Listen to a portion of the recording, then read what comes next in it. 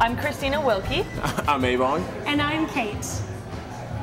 Today we're broadcasting from the newly opened Blackfin Saloon at 1620 I Street, right downtown, and I'm very much enjoying my Jolly Rancher Martini.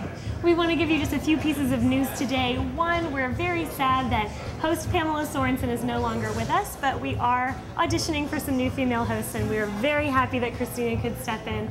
Second, we want to let everyone know that we are now broadcasting also on Comcast stations in the greater Washington area.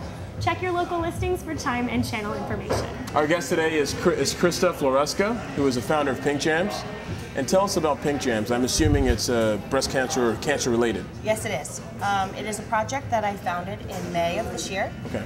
It's involving the combination of breast cancer awareness with live music. In what sense? I'm trying to put the two together, but I don't. Is it you're raising funds for this through live music, or? Yes, I participate in the Avon Walk for breast cancer, which is 40 miles in 2 days.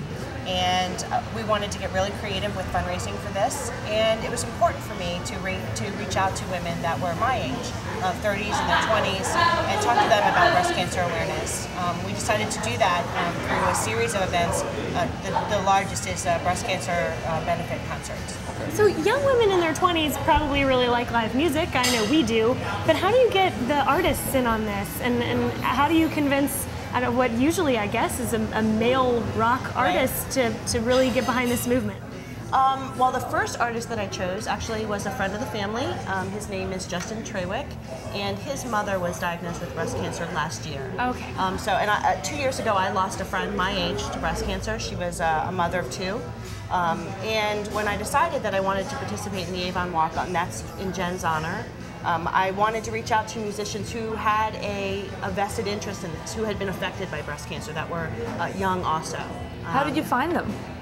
Well, Justin was a friend of the family, and his group of musicians, they are based in Northern Virginia, and they've been playing 930 Club, Iota, some of the other ones, and so it was easy to reach out to Justin because I knew his story with his mom. Thankfully, she's surviving.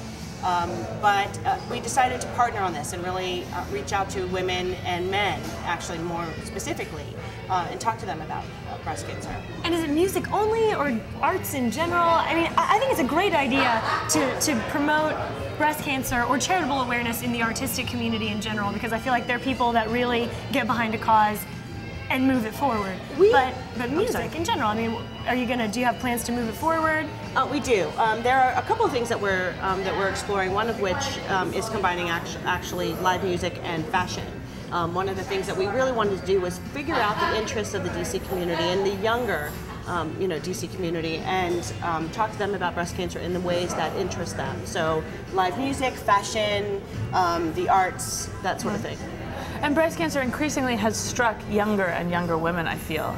We get so many more stories of people being diagnosed in their 30s. And I get emails from men and women every day telling me that their mother, their sister, their aunt, and I grew up believing that breast cancer was a disease that affected my mother's generation. Right, and that's not true.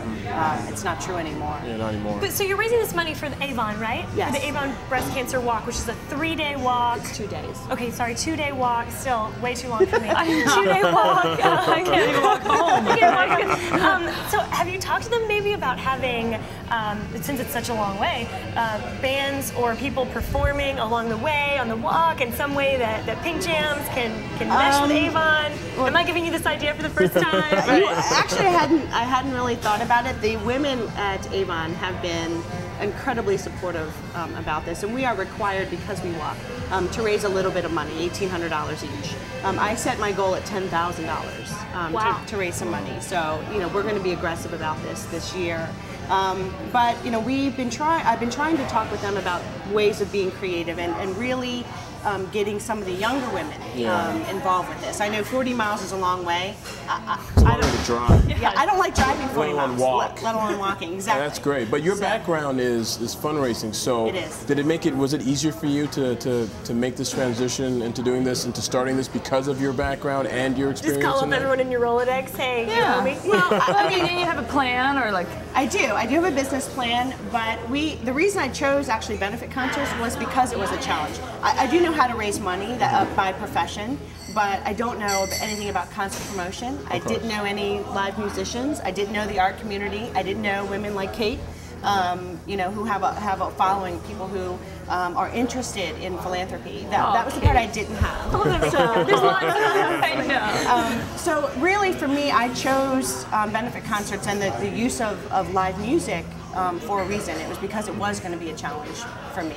Our first big benefit concert is in November 18th. Okay. And where? It's at the Clarendon Ballroom. I rented the ballroom myself. Oh, wow. So I've been there before. It's 850 people. Yeah. It's going to be a big concert. I don't remember the last time I was there. Be. So, And this is Justin Trewick, right? the Justin Trewick group, yes. That's going to be good. I just heard his latest CD. Oh, really? actually. What's the following like?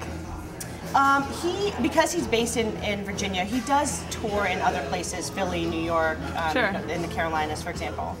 What's the music? He is, I would describe it as, he's an urban folk artist. He's got a lot of really interesting sound to him. He uses rappers occasionally in his music. Cool. They're all based here in Northern Virginia. They're fantastic. How many? There's 5 in his band. Nice. So It's a lot of sound. We just signed Memphis 59, also based here in Virginia, to open for us for the November show. So you're a musical person in your family. Yeah. I'm getting a little excited. You should check him out. He's fantastic. I will, and I'll try not to say mean things about Clarendon Ballroom. But you can partner with anybody, and I mean, think really big here. Who would be your ultimate person to have connected with Pink Jams? Right now, I think Aerosmith. I'm just kidding. actually I was thinking Dave Matthews. Well, He's there in okay. Charlottesville. I grew up in the crazy hair band days, so I would love to see really rock with this. But to be honest, if I had to choose someone, I think I would actually choose Sheryl Crow. She's a survivor herself, Right. And she's got a fantastic voice for philanthropy, and she is once she got diagnosed, she's always been really into being involved with it. And I think just to have someone like that involved with it would be fantastic. Well, let's see if we can help you get Sheryl Crow. We're looking forward to the event in November. Thanks so much for telling us about Pink Jams. Thank you very much for having me. I think it's a great idea to mix music and charity, and I hope that this really gets going. Thank you. Thanks so much for joining us. And Props. as always, thank you so much for joining us on this episode of The District Dish. And don't forget to watch next Monday, when we have Nate Guggenheim of Long & Foster, who'll tell you what you should be looking for when you buy that first house.